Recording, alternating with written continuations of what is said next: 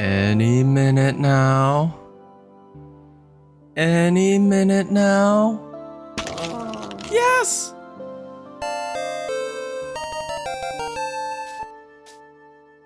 Oh man, oh boy, our first Snifflet!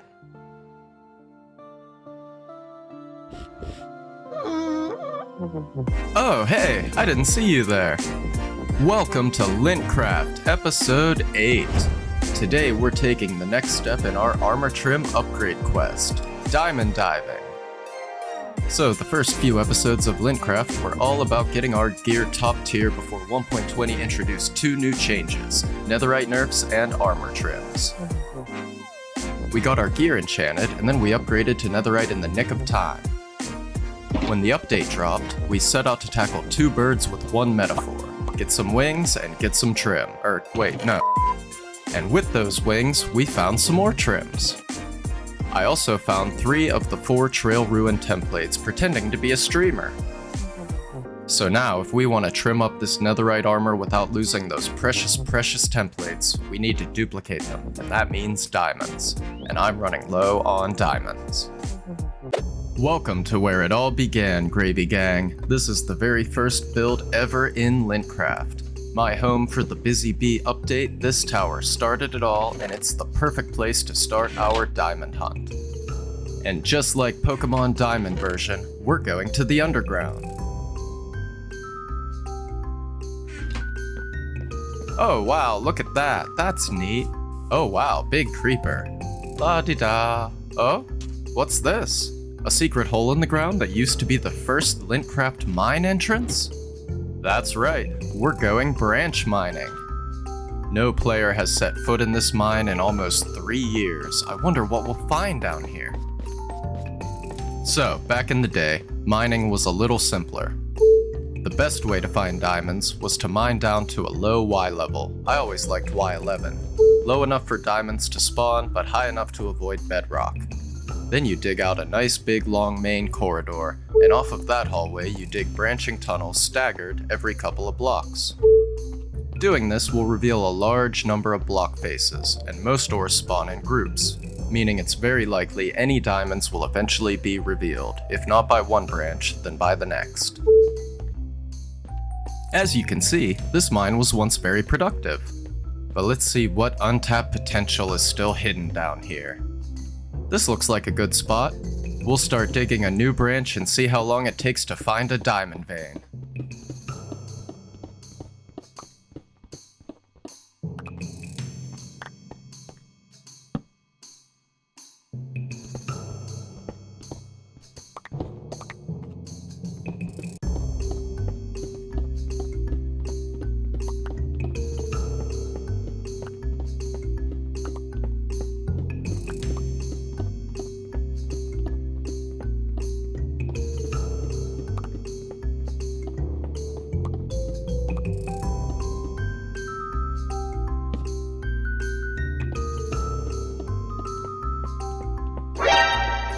And that didn't take long at all. Diamonds. So when you find diamonds or any valuable block, it's a good practice to dig out all around it first to ensure that there's no lava. The last thing you want is to dig that precious diamond and watch it fall straight into a lava block underneath it. Okay, that was a bit too easy. Let's see if we can stretch that luck a bit further and keep going. Who knows how successful part 2 will be? Might as well stock up while the getting's good.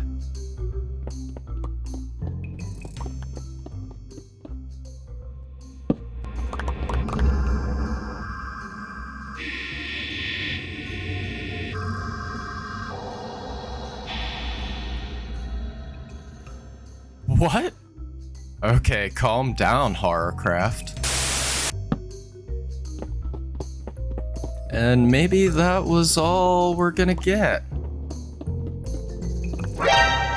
And there it is, a second diamond vein. Bigger too. Let's get it safely and soundly mined. If you're diamond hunting and you have access to high-end enchantments, you want to mine your diamond ores with Fortune 3 for maximum loot. However, if you're bougie enough to have 2 enchanted pickaxes, Make sure to mine the ore with Silk Touch first to save inventory space until you get back to your base. And on that note, I think it's time we head back and on to our next mission.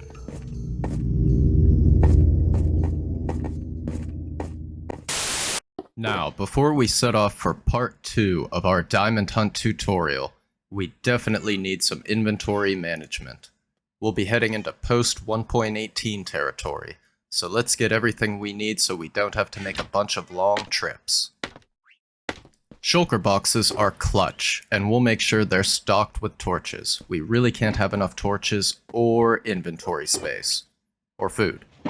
But you know what? I just thought of something. What if we came home from a big diamond trip to Lintcraft's first ever sniffer? You know what? Let's do it. Do I have a moss block? So, eventually, over at the farmstead, I'd like to get a sniffer ranch going. But for now, let's get our castle stables started. Stables are something I struggle to build. Barns are easier, but stables... I don't know, let's just get something simple built and we can come back and spruce it up once we get a camel and some horses and stuff. I have a horse tied up somewhere over by the farmhouse, but you know what, that's for the horse episode.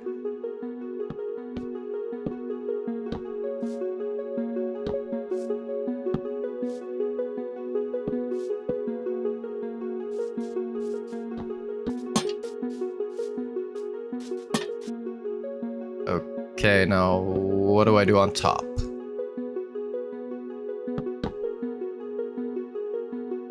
Something like this?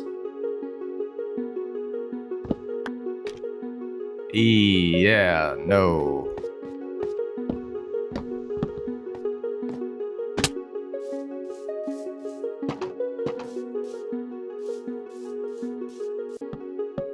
Maybe if we put slabs on top of the fences, and then for the posts, more slabs? Stairs coming off each way would be nice, but then we'd probably have to go even taller. I don't know. Okay, you know what? I am way overthinking this. I said we'd keep it simple. Let's just get in here with some terrain detailing. Path blocks, podzol, coarse dirt, and mud are all relatively easy to get and can really help your animal pens look and feel like pens. If we can get it to look natural and not like a checkerboard or something.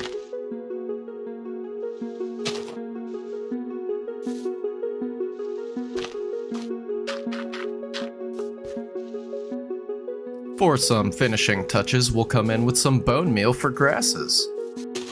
And we'll remove a lot of them to keep it from looking too busy in here. Okay, the final touch. We'll put down a moss block.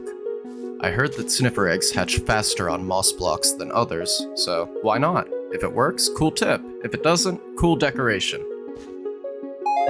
And there it is, the first Lintcraft sniffer egg.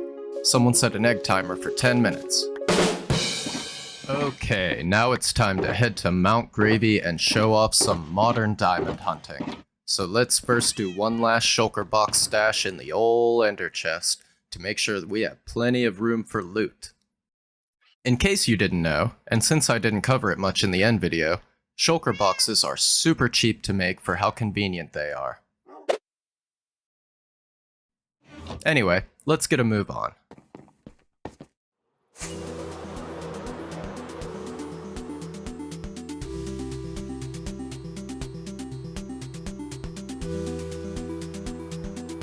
To Mount Gravy! So, in the next section, we'll explore mining and caving in 1.18 and beyond. But there are other ways to get diamonds that we're not covering today, so let's list them briefly below. Diamonds can be found as loot in several places besides mining them from ores, including mine shafts, bastion remnants, buried treasure, desert temples, end cities, jungle temples, nether fortresses, shipwrecks, strongholds, and villages. According to the wiki, you can also obtain diamond blocks, which break down into 9 diamonds each in woodland mansions. But today we're after diamond ores only, and there are 2 ways to find them post 1.18. Okay, so now that we're in modern times, we have a few choices to make. We can either start branch mining or caving, and well, I think we'll get branch mining out of the way first, because raisins. The next choice is where to start digging down to diamond levels. It would make way more sense to start at sea level, because that would start us at a lower Y level than this village on the side of a mountain. But I want to make this mine part of the build that this village will one day be. So let's bite that bullet and pick a spot up on this crazy high Y level. We have unbreaking netherite axes after all.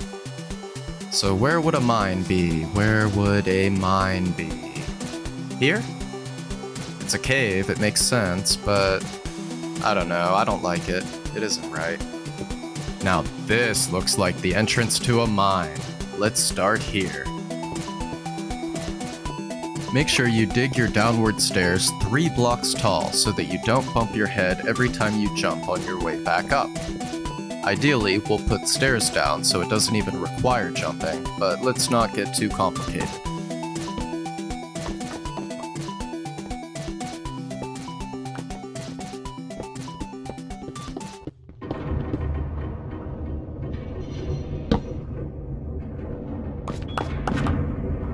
Oh, so the horror sounds are starting already, Mojang? Okay, we're starting to get near diamond levels, and you see, this right here is the problem with branch mining in post caves and cliffs chunks. You can't shake a stick without stumbling into a cave. Not that that's a problem, the new caves are incredible, but it is something to consider when planning your diamond hunt. So we made a little base camp room here. We'll drop scaffolding down for a convenient elevator, and the plan is we'll head down into this cave, check it out a minute, make sure it's safe, and then we'll build a staircase down and through and continue our mine.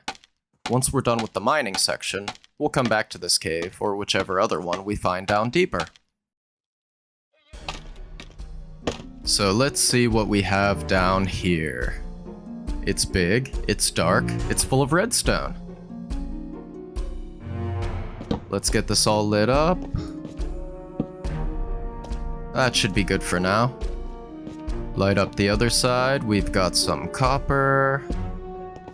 We'll take care of this spider with our trusty bow and head a little further. Oh, hello there, Mr. Enderman. How are you today? Okay, here we go. Let's go. Let's back up and let them come to us. Alright, target practice. You're gone. You're gone. You're gone? Well, okay then. Okay, let's light this last section up, and this should make a nice perimeter for us, and... oh man, this looks dangerous. Okay, dead end, and... do I want to go down there? No. Okay, let's keep with the mining bit for now. Okay, back in the little base room, and let's choose this direction to branch off and form a new stairwell downwards.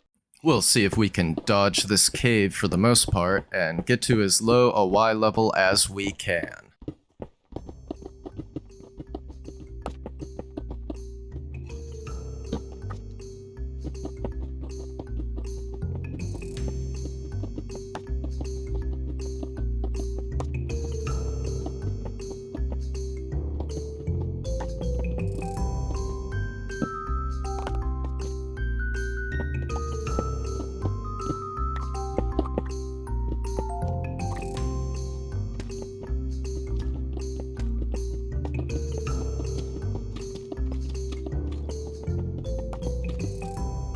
And we've hit another cave! I'm honestly surprised we've been as lucky as we have been so far with the caves. I mean, we could have broken into the ceiling of a massive cavern or an aquifer. There are a ton of flooded caves around the base of Mount Gravy. They're incredible. Okay, gotta be careful. Gotta hold down shift to crouch over the ledge. Gotta make a staircase of cobblestone. Gotta light the way.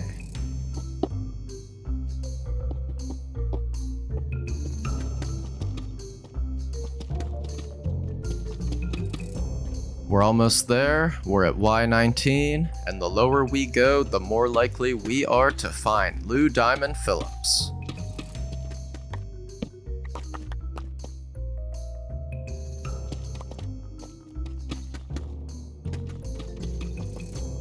Another small, snaky cave, not so bad. Let's light it up real quick and press onward. Over here we have a dead end. It might be worth it to clear that gravel, but we'll leave it for now. I have plenty of gravel. So here's the other side. Let's block off the stairs and light this up and... oh, what is this? A spider spawner. A loot chest? Just for me? 2 loot chests. You know what? You can keep it. Diamond City Radio. Hey everybody, did the news get around about a guy named Butcher Pete? Okay, let's just quickly get the rest of this area lit up so no creepers come sneaking up on us as we grab this diamond right here. Again, we're gonna mine all around it, not only to keep it safe, but also to reveal the rest of the vein. Alright, not a bad one at all. Let's clear out the rest of this deep slate, and then we can safely silk touch these bad boys. Okay, well, that's a wrap on caving for diamonds. That was easy. I'm kidding. We'll go caving after our mining segment. We're almost finished with our stairway. Y-45. Perfect. That feels right. Let's start our branch mine here. So, all of the pre-caves and cliffs tips for branch mining still apply. It's just a lot less convenient, really, because of the caves. But now that we're here, we'll dig a main tunnel and branch off from there. Diamonds, nowadays, spawn in veins of 3 different types between Y14 and Y-63. And it's a little jargony, but suffice to say that there's a greatly reduced chance for diamonds to spawn with the side of the ore facing an open air block. And more often than not, the vein will have more than 1 ore. So branching every 2 blocks should reveal any and all diamonds. And there it is! Again, no time at all! Just like before, we'll keep going until we find 1 more vein, and then we'll go caving, I promise. But you know what, I changed my mind. -45 is not where it's at. Let's go down even deeper.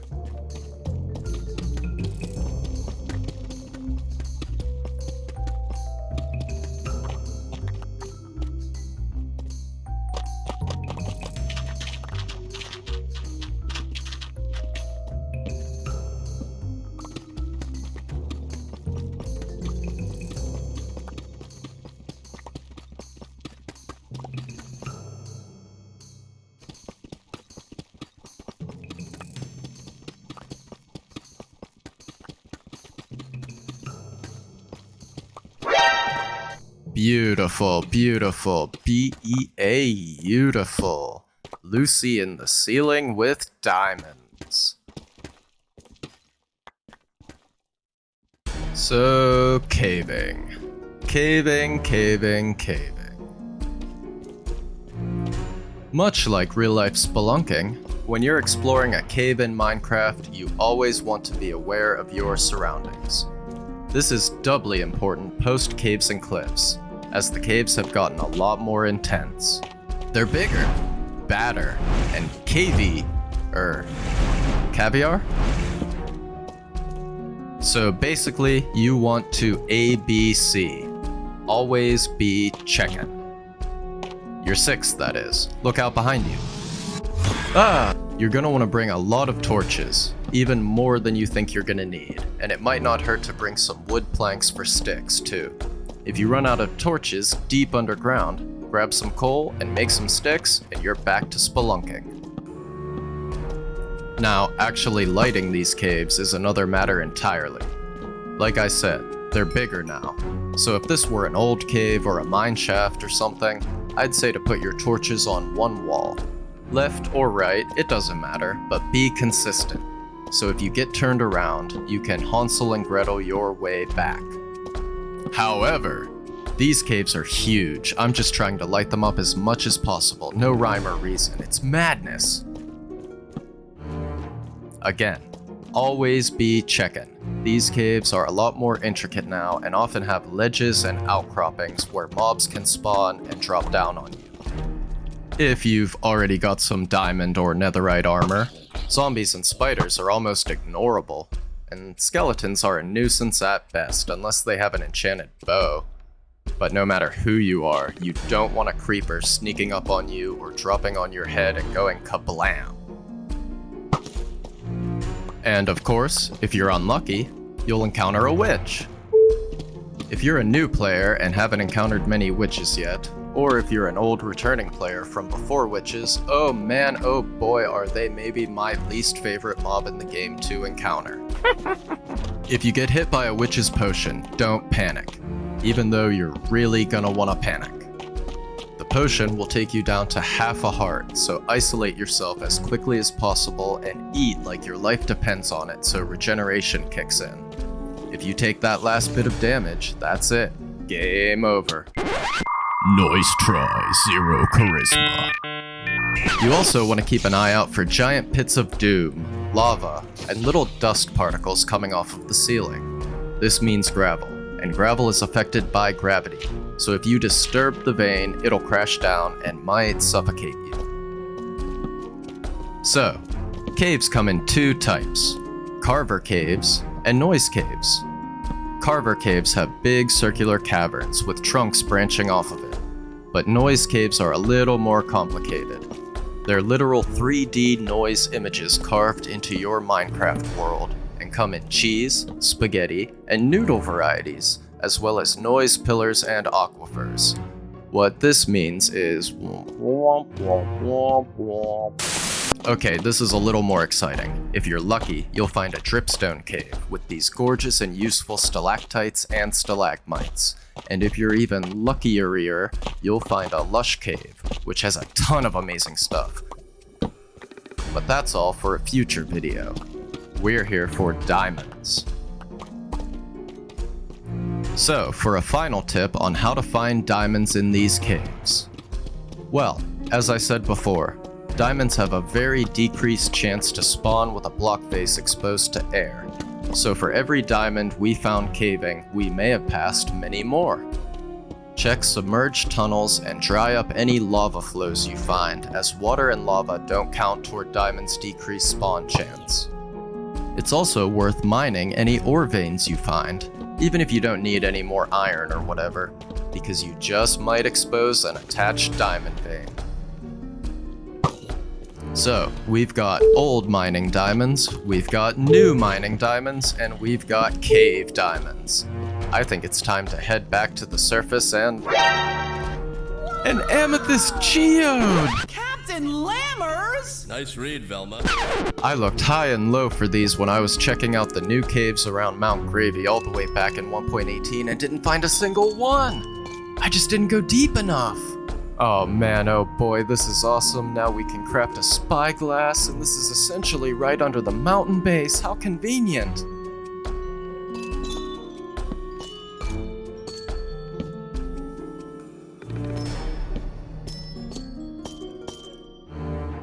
And I think that's where we'll end the episode, everyone. We're not gonna top that. And there was a second amethyst geode hiding right near the entrance to the mine we dug. Now this is how you end an episode. Alright everyone, thank you for watching. This has been Lintcraft Episode 8, Diamonds Are Forever Edition. I am LintGravy, and I hope you have a gravy day today. Goodbye.